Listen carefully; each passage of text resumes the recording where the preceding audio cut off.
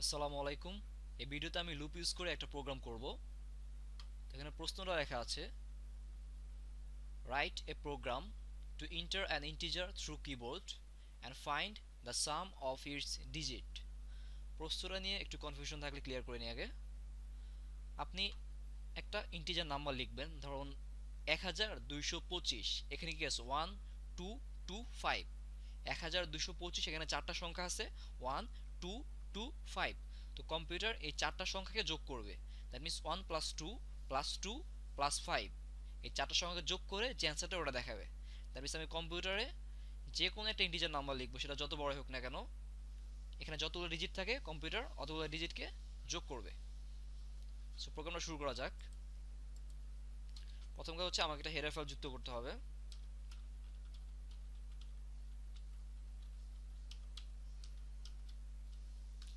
Sorry,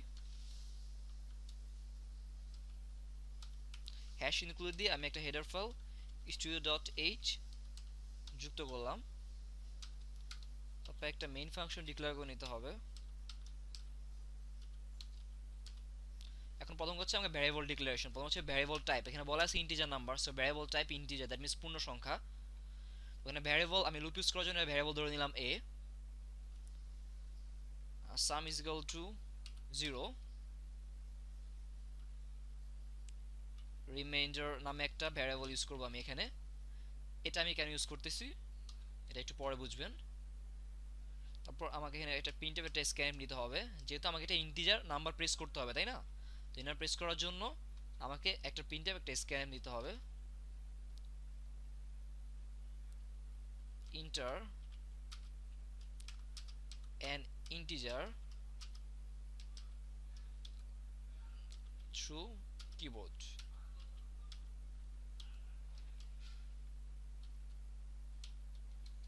scanf আমি নাম্বারটা press করার জন্য %d and %a। এখানে লুপ ইউজ করার জন্য আমি যে নাম্বারটা যে ভ্যারিয়েবলটা নিচ্ছি, ওই ভ্যারিয়েবলটা এখানে ইন্টিজার, ওই ভ্যারিয়েবলটা ইন্টিজার নাম্বার। কারণ এখানে ইনিশিয়ালাইজেশন করার কোনো ওয়ে নেই। দ্যাট মিনস আমাকে নাম্বার ধরে না যাবে না যে এইটা এত থেকে শুরু হবে। আগে ফর লুপের ভেতর নর্মালি আমরা এটা ধরে নিই, হোয়াইল লুপের ক্ষেত্রে আমরা এটা ধরে নিই, কিন্তু এখানে এটা ধরতে পারবো না আমরা। এখানে একটা ভ্যারিয়েবল দিয়ে আমরা দুইটা কাজ করতেছি। এটা লুপ ইউজ করতেছি আমরা একটা ভ্যারিয়েবল দিয়ে, আমরা ওই ইন্টিজার নাম্বারটা প্রেস করতেছি। আচ্ছা, এখন আমরা হোয়াইল লুপ ইউজ করে কাজটা করি। হোয়াইল লুপের ভিতরে অলওয়েজ কন্ডিশন লেখা হয়। হোয়াইল আমি ধরলাম এ একটা ইন্টিজার নাম্বার, এ যদি নট ইকুয়াল টু 0 হয়, দ্যাট মিনস এর মান আমি যদি 0 না দেই, এখানে নট ইকুয়াল টুর ক্ষেত্রে ফ্যাক্টরিয়াল চিহ্ন ইউজ করা হয়। এটা মিনস নট ইকুয়াল টু মানে এর মান 0 সমান যদি না হয়,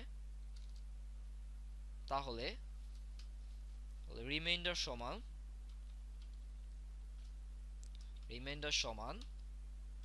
a %10, সাম সমান সাম প্লাস রিমাইন্ডার।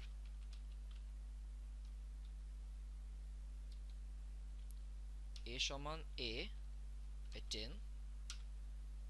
আচ্ছা, আমি একটু এক্সপ্লেনেশনে যাচ্ছি, তাকে আমি একটু প্রোগ্রামটা রান করে দেখাই। printf sum of its digits is %d, comma sum।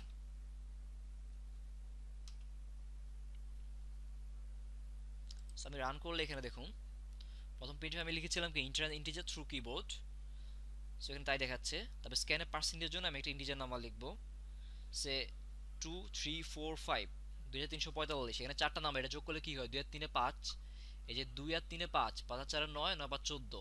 তাহলে চারটা সংখ্যা যোগ করে কম্পিউটার দেখালো 14। এই কাজটা কম্পিউটার কিভাবে করলো? আমি বললাম এটা নট ইকুয়াল টু 0। কন্ডিশন হচ্ছে এটা এটা কখনো 0 সমান হওয়া যাবে না।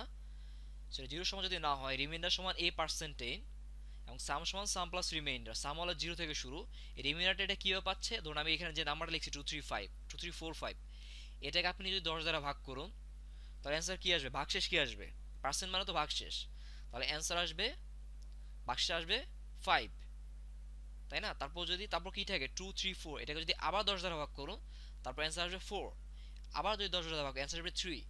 এইভাবে এরা সবগুলো সংখ্যা নিবে এবং এটা যোগ করতে থাকবে। সাম হলো 0 থেকে শুরু, তাহলে 0 প্লাস প্রথম রিমাইন্ডার হচ্ছে 5, তাহলে 0 প্লাস 5 অ্যান্সার কত 5। তারপর রিমাইন্ডার কত আসবে 4, তো 5 প্লাস 4 অ্যান্সার কত 9।